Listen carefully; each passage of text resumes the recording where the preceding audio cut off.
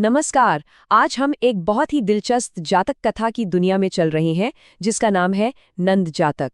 ये एक ऐसे दास की कहानी है जिसके किरदार में एक बहुत ही अजीब, एक बहुत ही अप्रत्याशित मोड़ आता है। तो चलिए साथ मिलकर इस रहस्य को सुलझाते हैं। कहानी में आगे बढ़ने से पहले जरा एक बात सोचते हैं। कभी गौर किया है कि पैसा या ताकत आखिर किसी इंसान को इतना बदल कैसे देती है? ये एक ऐसा सवाल है जो हम सब ने शायद कभी ना कभी सोचा ही होगा, और हो सकता है इस कहानी में हमें इसका जवाब मिल जाए। तो कहानी की शुरुआत होती है बुद्ध के समय से।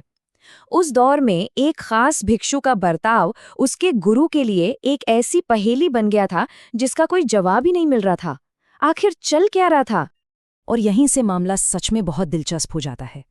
सारिपुत्र का ये जो शिष्य था, जब वो जेतवन मठ में रहता था तो बिल्कुल एक आदर्श भिक्षु की तरह, आज्ञाकारी, शांत, सबकी मदद करने वाला।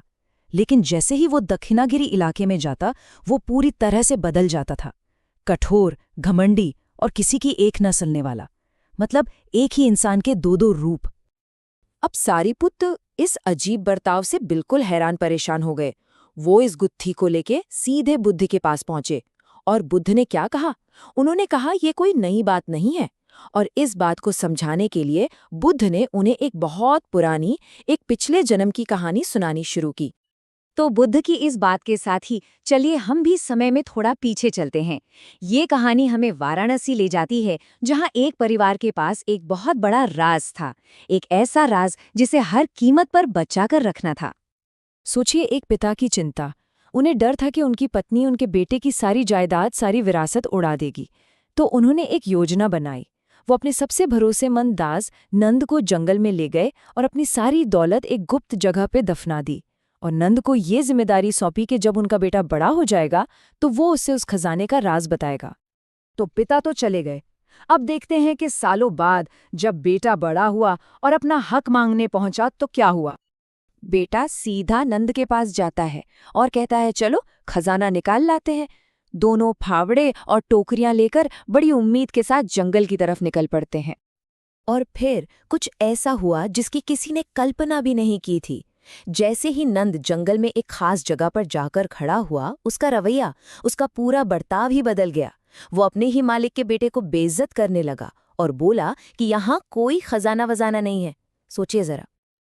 लेकिन उस धैर्यवान बेटे ने हार नहीं मानी। एक बार नहीं, 2 बार, 3 बार उसने कोशिश की, और हर बार ठीक उसी जगह पे पहुंचते ही नंद के अंदर वही घमंड, वही अपमान लौट आता। ये क्या हो रहा था? अब जब कुछ समझ नहीं आया तो बेटे ने सोचा कि अपने पिता के एक बहुत ही समझदार दोस्त बोधिसत्व से सलाह ली जाए, शायद वही इस पहेली को सुलझा पाए।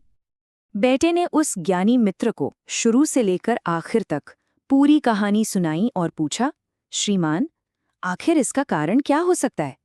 एक वफादार दास अचानक ऐसा क्यों कर रहा है? बोधिसत्व ने एक पल में ही समस्या की जड़ पकड़ ली।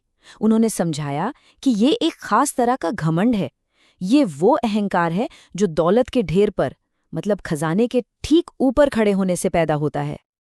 और यहीं पर कहानी का सबसे बड़ा राज खुलता है। बोधिसत्व ने खुलासा किया कि खजाने का पता तो नंद के शब्दों में ही छिपा है। उन्होंने कहा, जिस जगह पर खड़े होकर वो तुम्हें बेइज्जत करता है, सोना, जवाहरात, सब कुछ ठीक उसी के नीचे दफन है।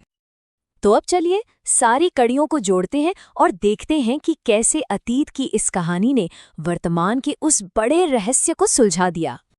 बोधिसत्व ने बेटे को एक बहुत ही सीधा और असरदार तरीका बताया।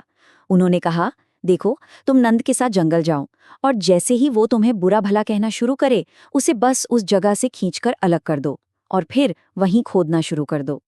कहानी खत्म करके बुद्ध बताते हैं कि वो घमंडी दास नंद कोई और नहीं बल्कि आज का यही भिक्षु है, और वो ज्ञानी मित्र, वो मैं स्वयं था।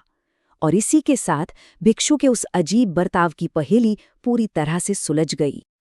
तो इस पूरी कहानी से हमें क्या बड़ी सीख मिलती है? ये हमें एक बहुत गहरा सबक सिखाती है कि पैसा, दौलत, ये सब तो आता जाता रहता है, ये अहंकार पैदा कर सकता है, लेकिन असली खजाना तो ज्ञान और विनम्रता है, जो हमेशा हमारे साथ रहता है।